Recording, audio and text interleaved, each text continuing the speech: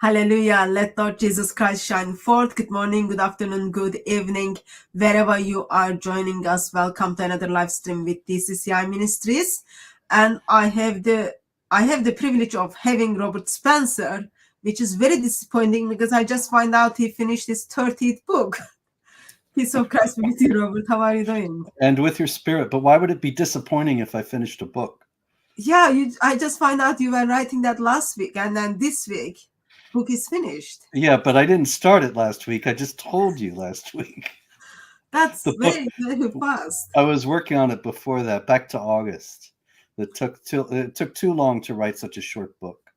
But it'll be out next year. We'll see about it. Okay, just a clarification. August, September, October. It's like 3 Yeah, months. that's right.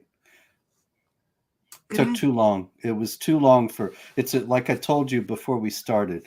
It's one of my shorter books, and it's about Islam's failure for individuals and societies, that it's not good for either one. And it's really not a difficult thing. It wasn't hard to put together, but it took far too long. It should have taken about a month, Um, really. I just had other things to do. You get you I appreciate very much, I'm grateful, and I have to emphasize that to everyone who invites me to speak. But I was very busy in September and October with traveling around and speaking. And thank God that people still are interested in this issue. Uh, but it did make it much longer than it should have to write this. yeah, it's very, very long time. You spend whole 3 months for another book. Very Yeah. disappointing. You I mean, could, like if you take, for example, the history of jihad, that is much longer, 125,000 words. And like I told you, this new one is 52,000 right now. I might add some things before I turn it in. I have a little while, but uh, before the deadline. But the history of jihad, 125,000 words, and that was 4 months. But I wasn't as busy. wow, that So means like you must have like amazing mind than I am imagining because like remembering all those references, putting that all together. It's no, amazing. you all you have to do is just stay here and type. If you do that, you'll have a book after a while. It you can't help it if you just keep at it. You don't have to be, certainly I'm clear testimony to that. You don't have to be smart. You don't have to remember anything because you've got your references right all around you. I can show you. I won't show you because it's embarrassing. But if the camera were to pull back, if we had a camera in the room and they pulled back, they would show you all the books I have down here next to me that I was using to write this last one. I'll put them away very soon. But that's always the job after the book is completely done, to put away all the books. And well, So it'll get is your library like alphabetic order or category? How do you organize your library? alphabetical. Alphabet. Okay. Yeah, because a category, I suppose I could do that, except it would be all Islam. But no, like Islam history, Islam tradition, You're Islam right. hadith, all in that. You're Okay. right, but I generally know what I'm looking for by the author. So, I Okay. don't have that many books. So it's just, the ones behind me and the ones over here and over here. And it's not hard to find something when there's just these four walls. Um, just another quick question. So, like, your books are well detailed with very good references and footnotes. Hmm. Uh, so, still, like, you need a very good mind to remember where to find them to put them all together. Well, praise the Lord for the mind He's given to you. Yes. Good luck to us for reading your 30th book. Yeah, that'll be out next year. They hold them for a very long time. I have one that's the 29th is coming out in March. It's all done. I just got the cover. It looks very nice. And that one's all set, but it'll still be 4 months before it's out. And then another one, the next one will be out around this time next year, if we haven't blown the world up by then. And so I can't really, if I talk about it now, people say, "Oh, I want to buy it. Go buy that," but it's not at Amazon. Yeah, it won't be for months. Okay. And how is critical biography of Muhammad going?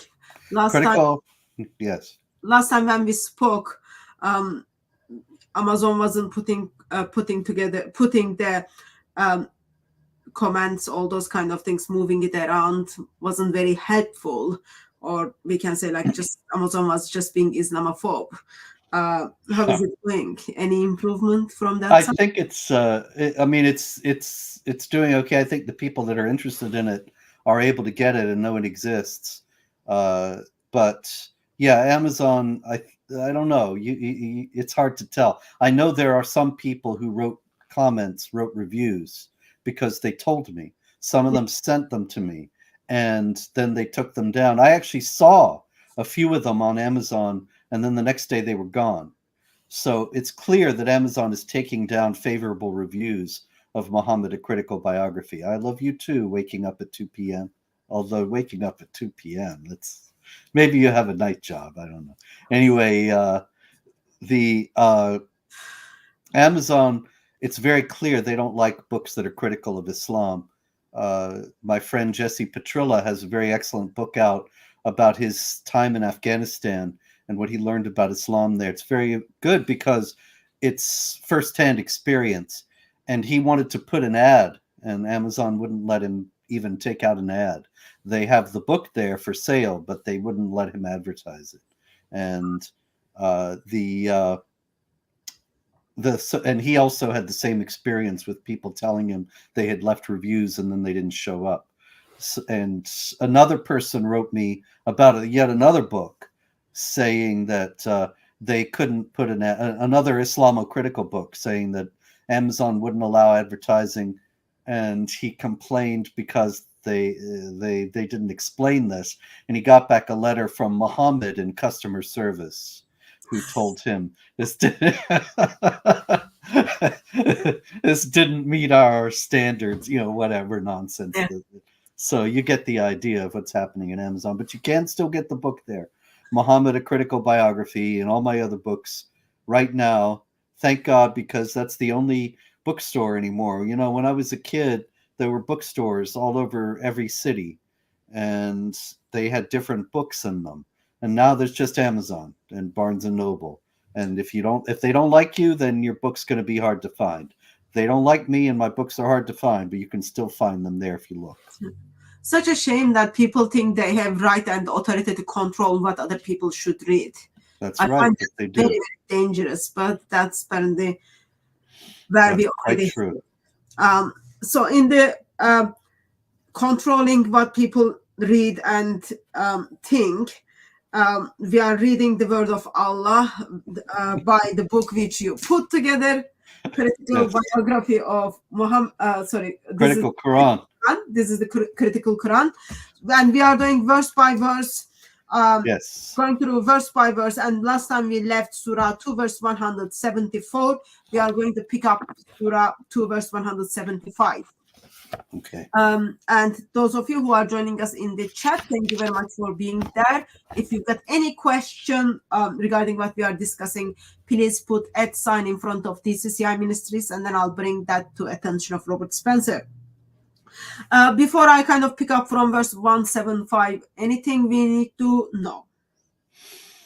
Just that so far we've seen verses 1 to 174 of Surah Al-Bakara, the chapter of the cow, and it's just sort of an aimless rant, right? About how terrible the unbelievers are, but it shifts from subject to subject without any notice or explanation.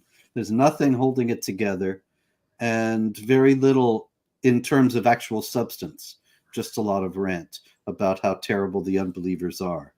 Would I you was say that's an accurate characterization? I was talking with someone, and then they said, as they're following us on YouTube, and then they said, this looks like Allah is like this nagging wife who is just like bothering their husband without like making any sense of it. Yes, and another thing. Yes, that's true. That's very good. But even the nagging wife needs Jesus. So Yes. Surah 2 verse 175. These are the ones who buy error at peace at price of guidance and suffering at the price of forgiveness. How persons they are in their efforts to reach the fire. See, That they is want to be condemned. I mean, of course, Allah is being sarcastic here, but actually he's saying something serious, that they're bringing this upon themselves. Now that makes perfect sense, that the sinner sins and then gets punished. But we already know, as we've discussed many times, that Allah already said at the beginning of this chapter that he decides, that he leads astray those whom he wills and guides those whom he wills. So how can you have they're trying to reach the fire when Allah made them for the fire? well, Allah misses barbecue probably. That is because that is because Allah has revealed the book with the truth. Indeed, those who find disagreement within the book are open opposition. It is not righteous that you turn your face to the east and the west, but righteousness is those who believe in Allah and the last day and the angels and the book and the prophets, and who, for love of Him, give their wealth to the relatives and to the orphans and to the needy and to the son of the way and to the beggars, and to set the slaves free, and oppresses proper prayer and gives alms, and those who keep their treaty when they make one, and the patient in tribulation and adversary in the time of hardship. Those are the ones who are sincere. Those are the ones who fear Allah. Okay, so we actually get a list of what makes you righteous, and it actually sounds okay. But it should be recalled that this is in the context of the beginning of 177. It is not righteousness that you turn your faces to the east and the west. So this is all about the Qibla. And it goes back to the Qibla discussion that was at 143 and thereafter. And we haven't heard about the Qibla. I don't think we talked about it last week. It was the week, wasn't it? I don't No, remember which week I, it was. But um, there's been a long section here that's been no discussion of the Qibla. And then suddenly we're back in Qibla land. Suddenly we in 177, for no reason, Allah brings up again about direction in prayer. And he contradicts himself. Did you notice the contradiction? Because earlier he said, let's see. in verse 143, Yes. he gave them the direction to please Muhammad. And now And he just we says east or the we west. established the Qibla, which you formerly observed, only so that we might distinguish him who follows the messenger from him who turns on his heels. So you see, the Qibla was established to weed out the unbelievers from the believers. That there are some bad Muslims who want to face the wrong way. And so this is how they're being smoked out, that they're not good Muslims. But now in 177, he says just the opposite. He says it's not righteousness that you turn your faces to the east and the west. Well, wait a minute. I thought it was, because the first Qibla was only given in 143 to distinguish him who follows the messenger from him who turns on his heels. So that was, in other words, the righteous from the unrighteous. But now the Qibla is not what determines righteousness. Now what determines righteousness is that you take care of the orphans and the needy and keep treaties and such. So which is it, Allah? Well, I think this fits with the illustration of Allah is like this nagging wife. When you have fight with your wife, you walk out the room as a man, and then discussion finished. Versus she's still kind of thinking about that, and then in the evening when you come back to that room, she picks up where she left. Mm-hmm. So Allah kind of talked about lots of things, and then now he remembered, oh yeah, there was this direction of the prayer. But he forgot that he said that it mattered a great deal, and now he's saying it doesn't matter. But that's okay. Like, we can't call Allah Islamophobe, so he can forget. He can forget. Am I also reading what are the conditions for someone to be identified as Muslim? Yes. Okay. Or at least a good one. that a good Muslim will do all this, give to the orphans and the needy and the beggars and set slaves free and so on. A lot of Islamic apologists like to point to that one about slaves to say, see, Islam is anti-slavery. But actually, he doesn't say there should be no slavery. If you're a good Muslim, you might set one slave free here or one slave free there, but it doesn't say you abolish slavery altogether. Slavery is taken for granted elsewhere in the Quran as being completely right and proper. Yeah. And even Allah kind of appoints slaves in Islamic paradise as well for There you forever. go. All you who believe, retaliation is prescribed for you in the matter of those who have been murdered. The free man for a free man, and the slave for a slave, and the female for the female. And for he who is forgiven is to some degree by his brother, persecution according to usage and payment to him in kindness. This is a relief and mercy from your Lord. He who transgresses again after this will have the painful doom. And there is life for you in retaliation, a man of understanding, that you may fear Allah. So this is very important. This is the qisas, the law of retaliation, that in the West, of course, you kill somebody, you go to prison, in at least theoretically. In the Islamic world, you have this possibility of making restitution. And so you kill a slave, then they kill a slave. You kill a woman, they kill a woman, and everything's okay. Yes? So the question is, let's say, um, as a free woman, I murdered a slave. Mm-hmm. So they are getting right to murder my slave or murder any slave, correct? Yeah, yours. Okay, Because but I am obviously the one. you killed theirs, so Yeah. they can kill yours. Okay, but I'm the one who is committing crime. Why my slave is being punished for that crime? Well, it's your slave.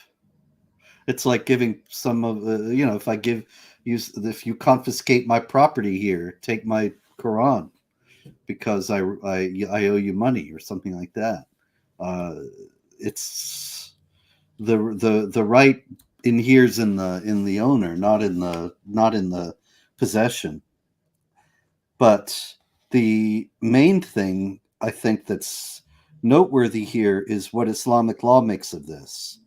That it has whole charts of the value of various lives. And so if you kill a Muslim, then you're in big trouble. But if you kill a non-Muslim, there's a certain amount you can pay. There's payment that you can pay, the diya, the blood money, that is less if you kill a Christian or a Jew or a Hindu. So that I understand. Free for free man to free, for slave to slave, for female to female, but in the condition of if a Christian murders a Muslim, then they will come after a Christian. But if Muslim murders a Christian, oh, they just need to pay a little bit for it. Yeah, but there's more too, because if a Muslim murders a Muslim, then he can pay to get out of being punished. He pays a certain amount to the family. But if he murders a Christian or a Jew or a Hindu, he pays less. Yes, it's crazy, but see, the idea here is that the value of a Muslim's life is greater than that of a Christian or a Jew or a Hindu. And so if you kill a Christian or a Jew or a Hindu, the restitution that you have to pay is less. You have to pay more if you kill a Muslim because a Muslim's life is of greater value. Why? Why? Because they're the Muslims. Okay, just because of their belief. It's not because they've got beautiful hair. It's not because they've got beautiful heart, but it's because Allah just favored them. Chapter 3, verse 110 that we will get to one day if we ever get out of the cow.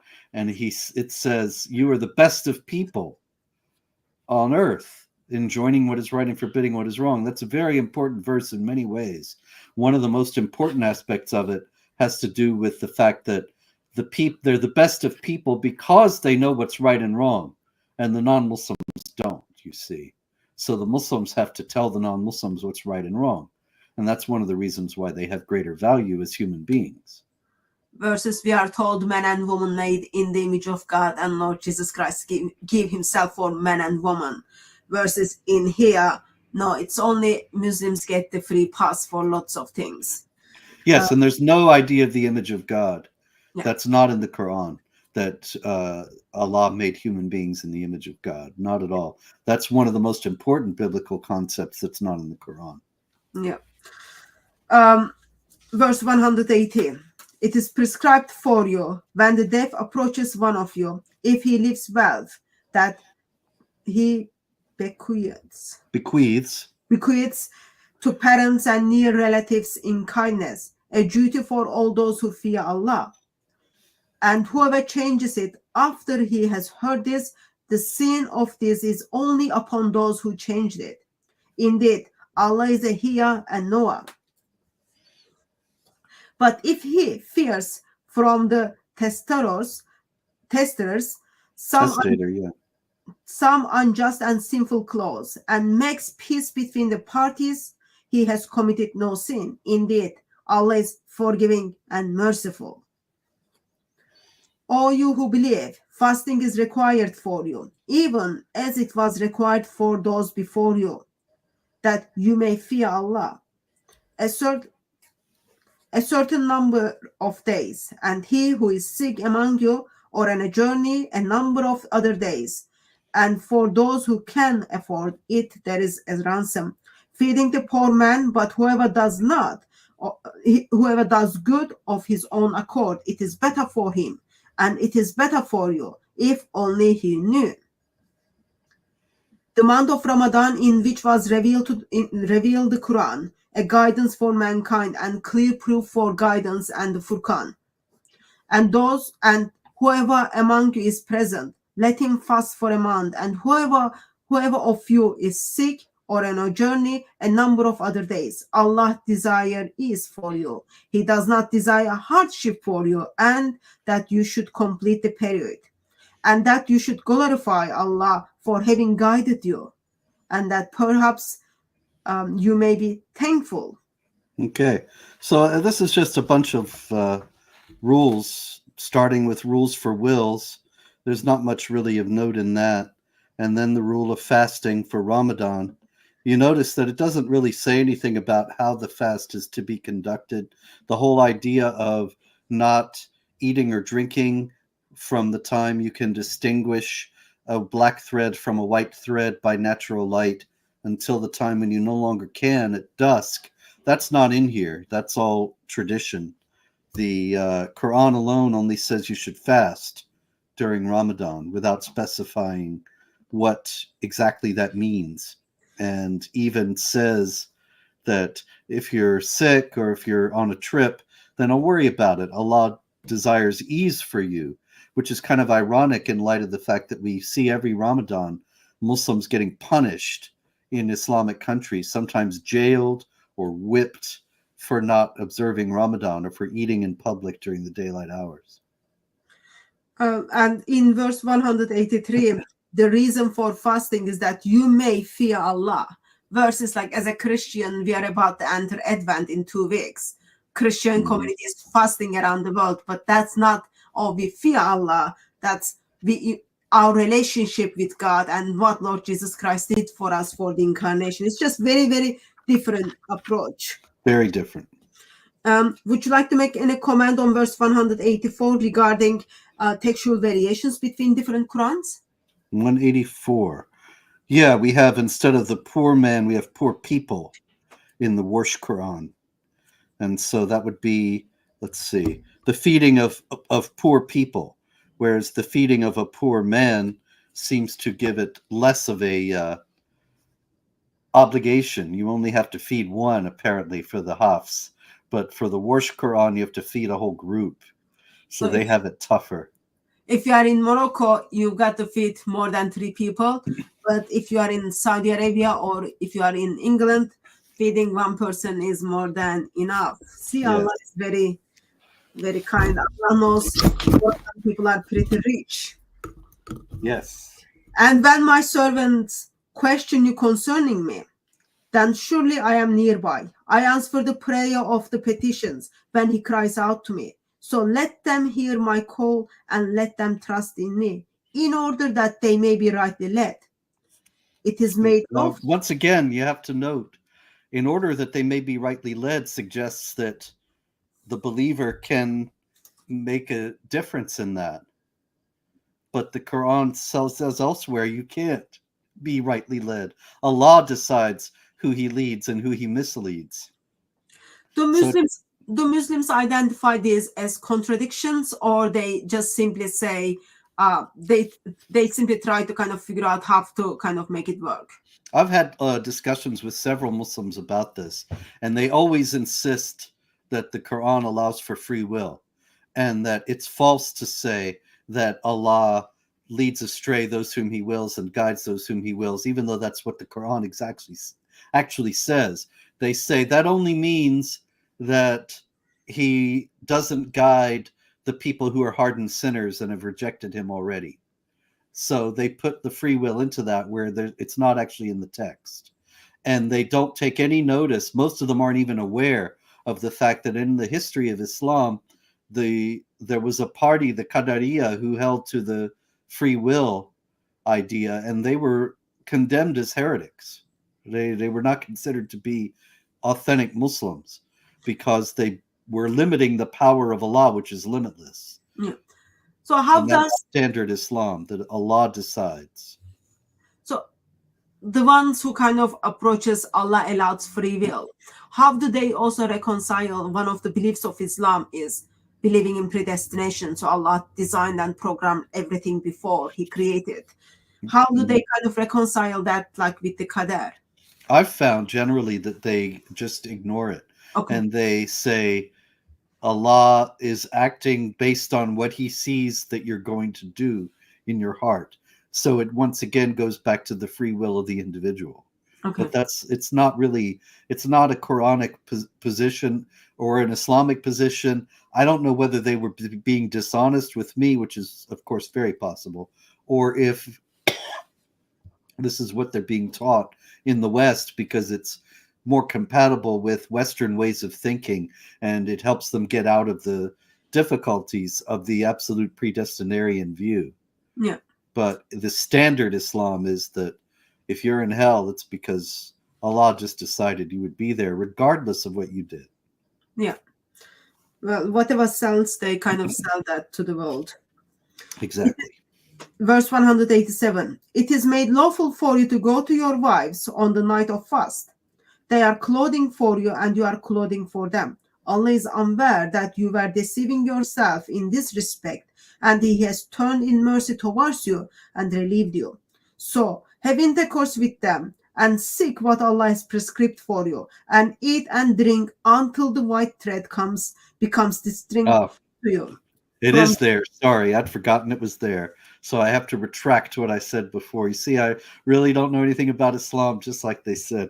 No, this is right here, yes. But there are other things about, particularly the pilgrimage and some of the other pillars of Islam that are not in the Quran at all. okay, then strictly observe the fast until nightfall and do not touch them, but be at your devotion in the mosques. These are the limits imposed by Allah, so do not approach them. In this way, Allah expands His revelation to mankind so that they may fear Allah.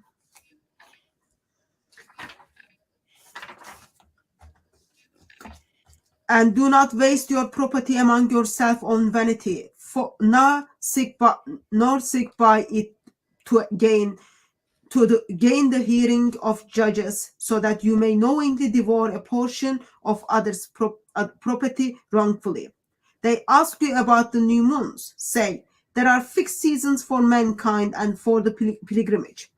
It is not righteous that you go to the house from the backs, but the righteous man is he who fears Allah. So enter house by their gates and observe your duty to Allah so that you may be successful.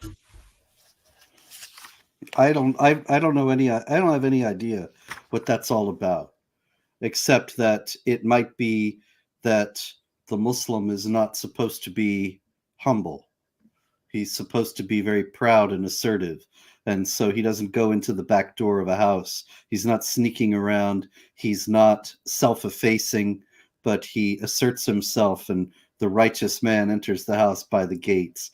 It reminds me of something Maududi wrote, the Pakistani Islamic scholar from the 20th century. And he wrote about being in a remote part of the world. And he walked into a cafe and he saw a man there, and he said, Assalamu alaikum, because he knew by the man's bearing, by the way he was behaving, that he was a Muslim. And he said there's a certain pride, a certain hauteur that the Muslims have that non-Muslims do not have, because the Muslims know they're the best of peoples. And they don't have the idea of humility that is in Christianity. So this, I think, refers to that.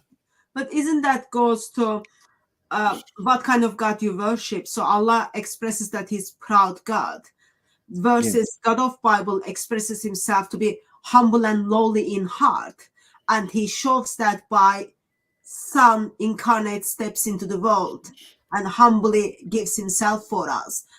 So therefore we look up cross and then we are huge debt to cross, versus Muslims like, oh yeah, if their God is proud, then therefore they will be proud.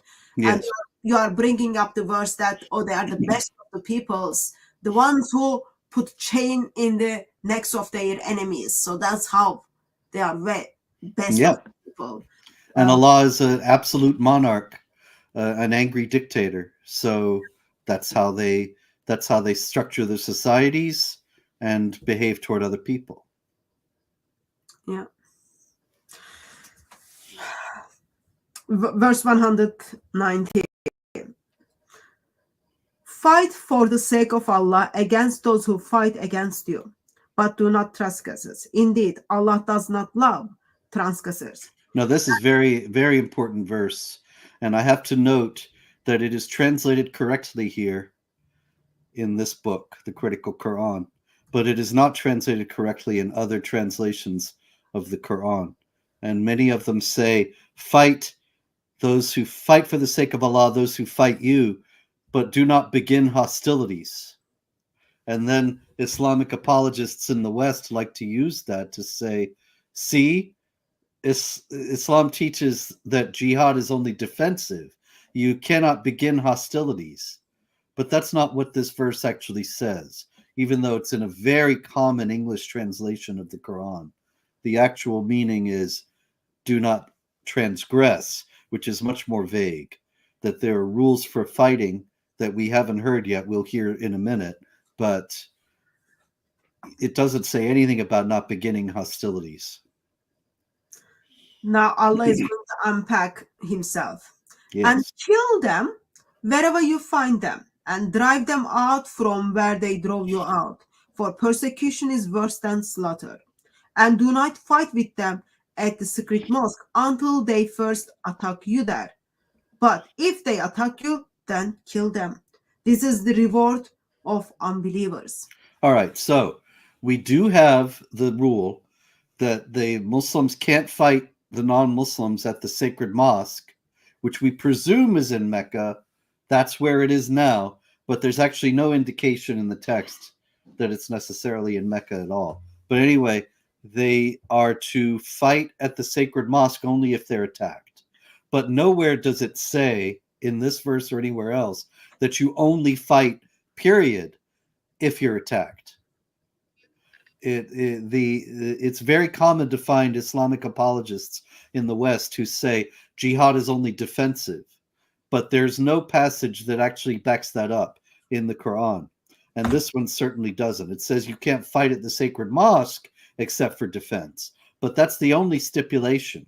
It doesn't say you can't fight anywhere else until they first attack you. It's only at the sacred mosque. The other thing is drive them out from where they drove you out.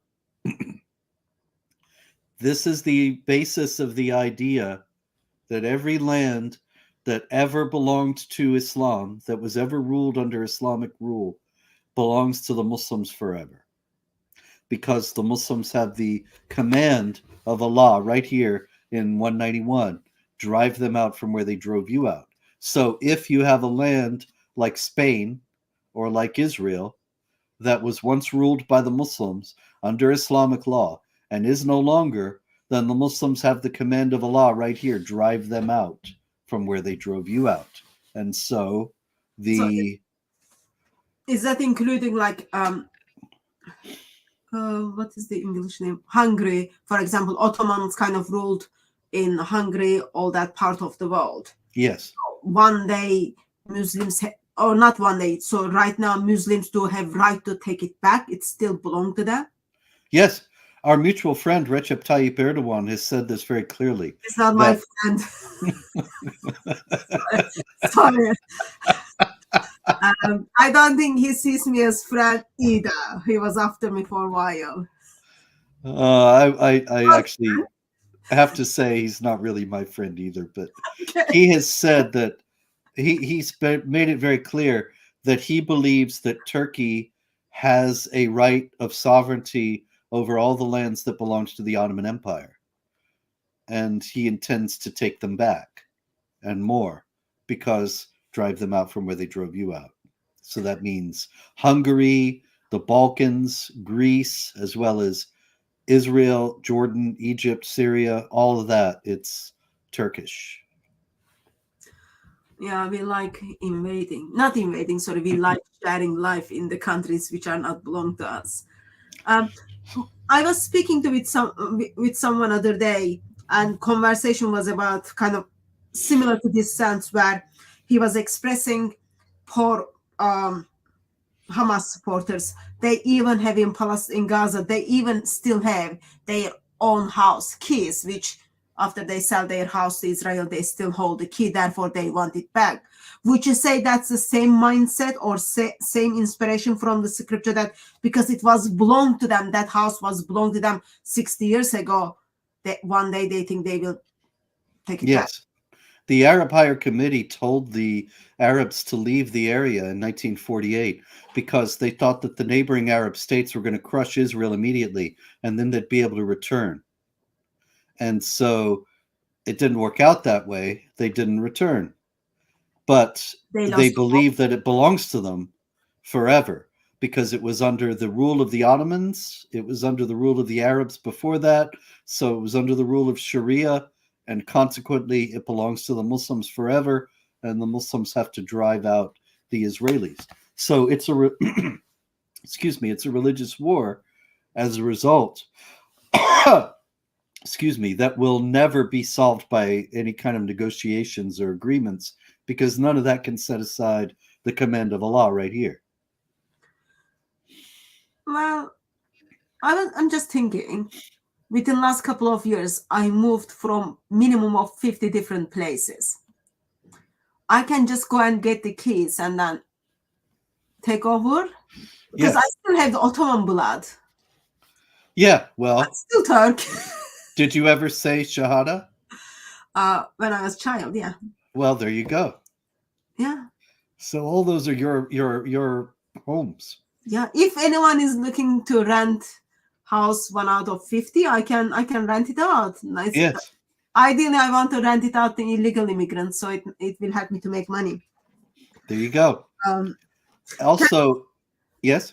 I was going to ask, would you be kind enough to kind of unpack the part where it says persecution is worse than slaughter? You read my mind. I was just going to do that. Sorry. No, that's absolutely perfect. Persecution is worse than slaughter is one of the most important phrases in the whole Quran, and yet most of the time when people read it in English, they don't understand how important it is because it doesn't really seem to mean anything. You know, drive them out from where they drove you out. For persecution is worse than slaughter. People read that and they think, oh, persecution is bad, or it just goes right by them. They don't understand how important it is. It comes from the Nakhla raid, which is in Islamic tradition. At least this is the 9th century explanation for the passage, that not long after the Hijrah, Muhammad didn't say when they moved to Medina that the Muslims should start farming or open stores or become tradesmen. he said, raid the caravans of the Quraysh. So that was how they made their living, by theft. Or And maybe he thought in these caravans they had like seed for potato, for tomato, for all those kind of things. He can just put them in his farm. yeah, that's it.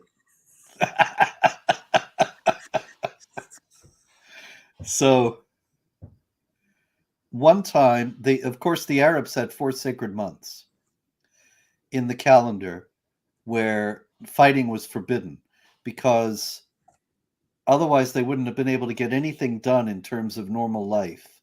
No planting, no harvesting, no trading, nothing, because they'd be at war all the time.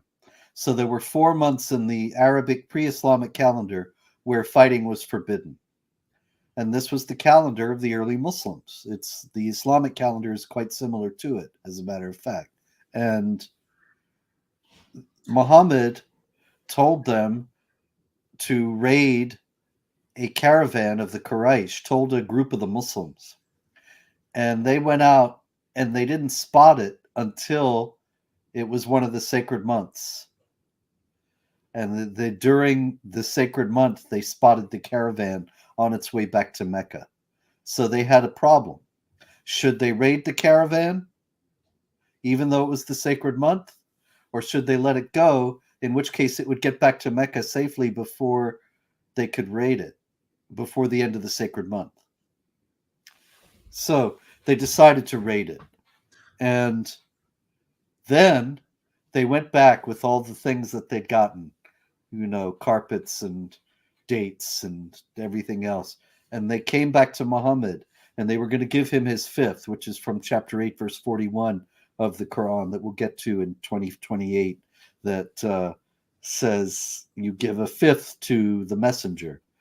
But he wouldn't take it because he said, I didn't tell you to fight during the sacred month. And they fought during the sacred month. And so they were very upset. They thought they were going to be killed. But then Allah gave Muhammad the revelation, persecution is worse than slaughter. And the idea is the Meccans are persecuting the Muslims, so it's okay to slaughter them even during the sacred month. That is, you can set aside the rule if it's for the advantage of Islam. And this is very important, because I remember after 9/11, I would see every TV news show had some Muslims saying Muhammad would have been horrified, and a lot of non-Muslims too. Muhammad would have been horrified by 9/11, and it's forbidden to kill innocent people. And they wouldn't explain what innocent was, and they also didn't ever refer to this, persecution is worse than slaughter, which would have justified the whole thing entirely from an Islamic standpoint, that if the Muslims consider that they're being persecuted, then it's okay to set aside the rule and kill those who are persecuting. And so this is a very important passage. Really, it justifies any kind of criminal behavior as long as it's for the good of Islam. And just one person can decide, oh, that's good of Islam, therefore I'm gonna do this. Yeah, it's like in Reliance of the Traveler, which is the Shafi'i legal manual. I have it back there, but I won't go get it to quote because it's not important enough. But it says that only the caliph can declare offensive jihad. But if a Muslim land is attacked, then it becomes the obligation of all the Muslims to defend the land that is attacked. So nobody has to declare it. And only the caliph can kill an apostate. But if somebody takes it on himself to kill an apostate, there's no punishment. Yeah.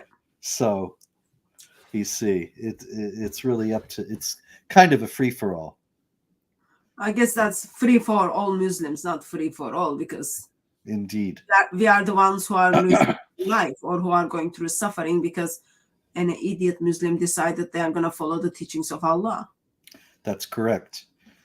Islam is the only religion that will save the West from doom. What do you think, Robert? I think that if you want to make sure that the West is doomed, then make it turn to Islam. Yeah. That's actually what's in my 30th book, which is right now called The Failure of Islam, but who knows what it'll be called by the time they put it in Amazon.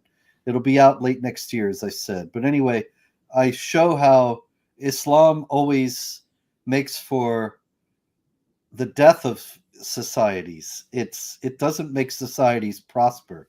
It doesn't make them grow. And then you say, wait a minute, what about the Ottoman Empire and all these other great civilizations? They lived off the Jews and Christians. And once the Jews and Christians had no more money to pay them, then they went into decline. It tracks with the Ottomans, it tracks with the Mughals, it tracks with every Islamic empire. And I show this in the book. There's never been a country that became Muslim and then became prosperous and a great civilization. It's just the opposite.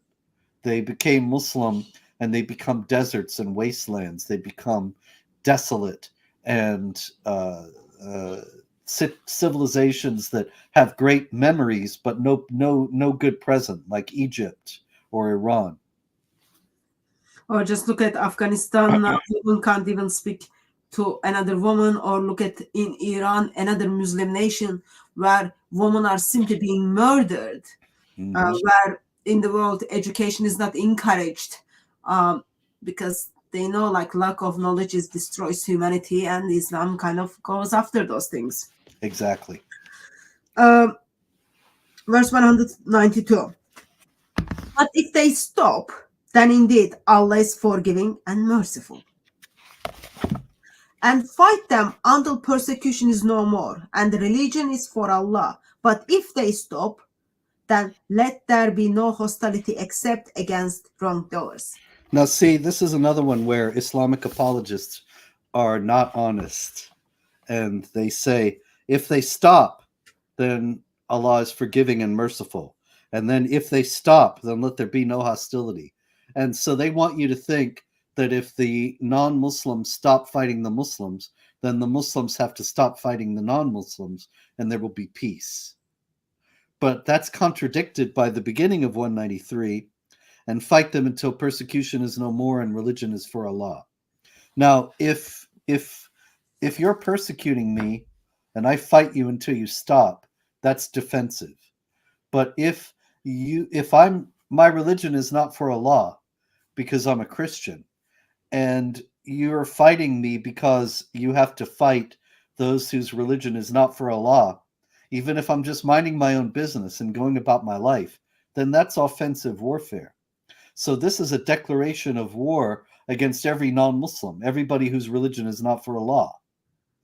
And so it doesn't mean you stop if they stop, and that means you just let the non-Muslims live.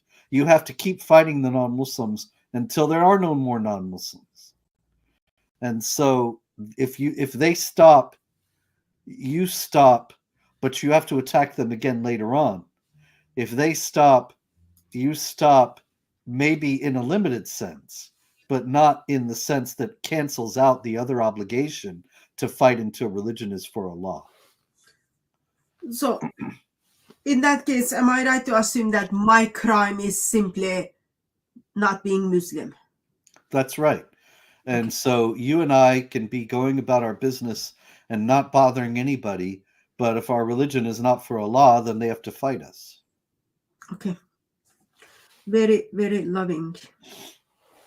The secret months for the secret month, and secret things are subject to retaliation. Then whoever transgresses against you, you transgresses in the same way against him. Observe your duty to Allah, and know that Allah is with those who fear Allah. So did you see that? Whoever transgresses against you, you transgress in the same way against him. So if you cut off my ear, I have to cut off your ear. They have to transgress in the same way. It's just the opposite of what Jesus says in the Sermon on the Mount, that if somebody strikes you on the cheek, you turn the other cheek. It's just the opposite, it's saying that you do exactly the same thing they did to you. Yeah. And then, of course, yeah, it never ends. Spend your wealth for the sake of Allah, and do not cast into ruin by your own hands, and do good. Indeed, Allah loves those who do good. That's very nice verse. Yeah, do not be cast into ruin by your own hands. This is considered to be a prohibition of suicide, and a lot of Muslims claim that that's what it is. But here again, it doesn't cancel out chapter 9, verse 111, which says that promises paradise to those who kill and are killed. If you are guaranteed paradise for killing and being killed in the process, that's not really suicide. And so it's not even connected to this verse. But a lot of Islamic apologists, in trying to mislead Westerners, they'll say this verse forbids suicide, and so there can't be suicide bombing. But suicide bombing is a totally different thing. You are trying to kill and be killed, so you get the guarantee of paradise. Perform the privilege and the minor privilege for pilgrimage for Allah. And if you are prevented from doing so, then send gifts that you can obtain with ease, and do not shave your heads until the gifts you have reached their destination. And whoever among you is sick or has a head ailment must pay a ransom for fasting or almsgiving or offering. And if you are in safety, then whoever contents himself with the Umrah for the pilgrimage sends gifts that can be obtained with ease. And whoever cannot find them, then a fast of 3 days while on the pilgrimage. And 7 when you have returned, then it is 10 in all. That is for him whose family is not present at the secret mosque. Observe your duty to Allah and know that Allah is severe in the punishment. So here we're suddenly talking about the rules for the Hajj, and this is just another change of subject that has no connection to anything that came before. You could say, well, they're talking about, he's getting around to all the 5 pillars, because he talked about giving alms, he talked about the fast, now he's talking about the pilgrimage. But there's so many other subjects intervening, like this passage we just had about jihad. Once again, we see this book has no organization. There's no rhyme or reason to it at all. Don't have much high expectations from the word of Allah, though. Yes. The pilgrimage is well-known months, and whoever has decided to perform the pilgrimage in them, there is no lateness or abuse or nor angry conversation on the pilgrimage. And whoever good to you, Allah knows it. So make provision for yourself. For the best provision is to fear Allah. Therefore, keep your duty to me, O man of understanding. Mm-hmm. It is no sin for you that you seek the bounty of your Lord, but when you press on the multitude from Arafat, remember Allah by the secret commandment. Remember him as he guided you order before you were of those who were astray. So here again, he's talking about the pilgrimage, and he says, remember him as he has guided you, although before you were of those who were astray. So it's Allah who guided the believers, when earlier we have verses that suggest that they made a choice or made a decision to follow Allah. It's actually Allah who guided them. So verse 197 talks about there is no lewdness or abuse or angry conversation when you are in Hajj. Mm-hmm. What are your thoughts on clips? Probably you noticed as well this year, especially was coming from Hajj for the sexual abuse, harassment, and fight and arrests. Are they kind of being good Muslim? Well, they are, because Islam only gives violence as the means of solving disputes. So what does anybody expect but that they would be violent? But according to this passage, they are transgressing against the behavior they should be manifesting during the pilgrimage. Yeah. This year, like, we got to see lots of people now. We've got internet even in Hajj. Yes. People are recording lots of uncomfortable sexual harassments, even to the boys. Very, very disturbing. Mm-hmm. Verse 199. Then hurry on from the place from which the multitude hurries on, and ask Oh, and oh, merciful. there you are. And when you have completed your devotions, then remember Allah as you remember your fathers, or more spirited remembrance. But among mankind is the one who says, O Lord, give us in this world, and he has no shares in hereafter. And among them is the one who says, Our Lord, give us what is good in this world and in hereafter, and guide us from the torment of fire. For them there is stored up a good share out of what they have earned. Allah is switched at reckoning. Remember Allah throughout the established days. Then whoever hastens by 2 days, it is no sin for him, and whoever delays, it is no sin for him. That it is for him who fear Allah. Be mindful of your duty to Allah, and know that to him you will be gathered. And of All man, this is just it's pilgrimage rules. This is where the cow gets really deadly because you know these kinds of regulations they're not uplifting, they're not inspiring, they're not wisdom. They don't tell you anything about the world or about life. It's just rules of behavior for the pilgrimage that are only relevant for that actually. And so a lot of people, they say, I tried to read the Quran and I couldn't get through the cow. This is one of the reasons why. or maybe they just had breakfast with lots of porridge, and then when it comes to the rabbis for the cow, they just like moved on. Um, so while you are kind of expressing, well, those are not useful things, stuff.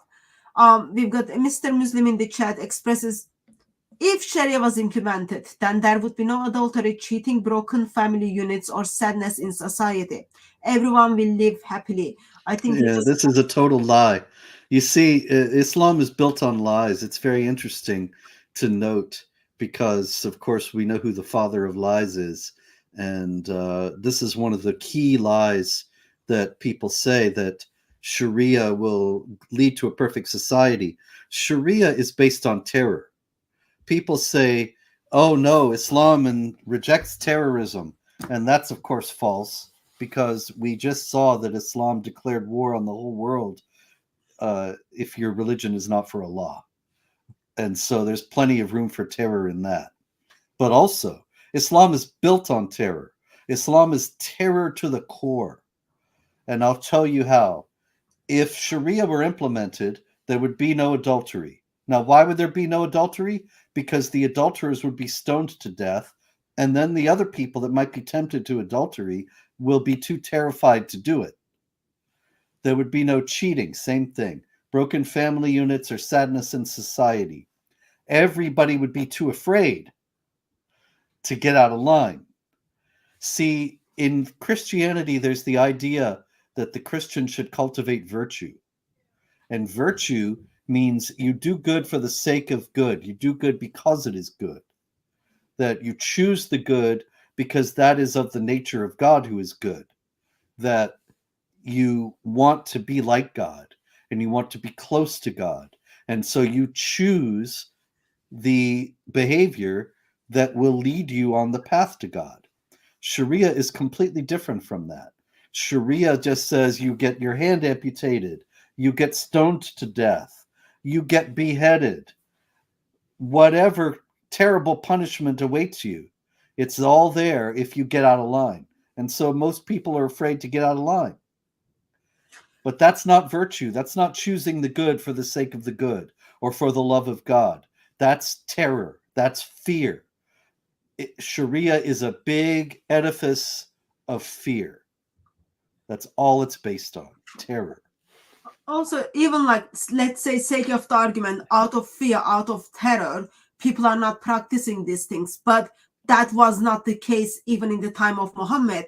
We would say law of Allah implied, well, like that would be the best time when the law of Allah practiced, when the Prophet of Islam was alive and living among Muslim community.